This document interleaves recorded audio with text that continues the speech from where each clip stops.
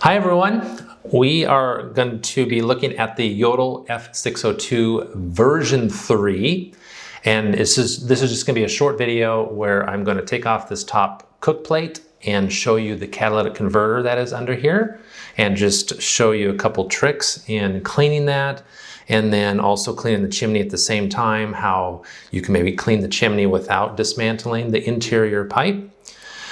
This cook plate is held with a 10 millimeter nut, and I've already taken it off, but an extension with a socket reaching up there, taking this nut off. And then from there, this plate is gonna lift up and then out. There's a little tab right here, this metal tab that's gonna kind of keep it, it's a little keeper, it just keeps it tight down here. You have this little dowel here that 10 millimeter nut went on, and that goes onto this metal here. It's a little loose in there, but once it tightens, it just kind of sandwiches everything together and keeps it nice and snug. Right here, you have a gasket that sits over the catalytic converter. Set that to the side here. This is the catalytic converter, which you do have access to it from down below. So sometimes you're gonna get fly ash, which, you know, they recommend not burning cardboard, wax paper, garbage, because what will happen is the fly ash will prematurely block the face of this catalytic converter, and then you'll just start having issues with operating the stove.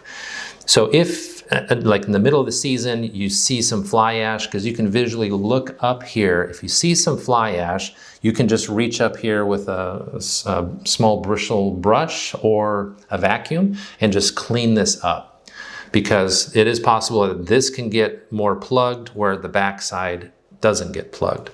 But when it comes time to do a full cleaning, that's when you're going to want to take off the cook plate, remove the catalytic converter. And then also, you see all this space right here.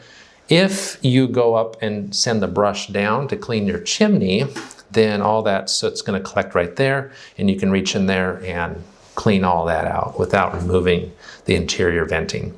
But I understand that every situation is different, and in some cases, it just makes sense to remove the interior venting and clean it outside and then bring it back in.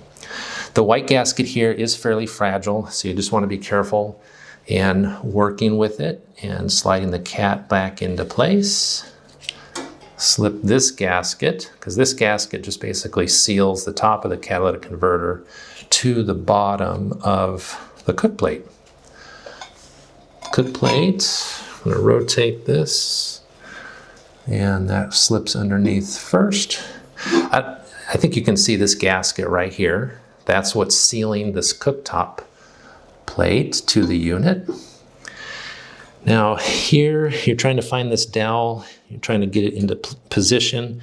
So I'm coming underneath here, kind of moving this metal flange a little bit.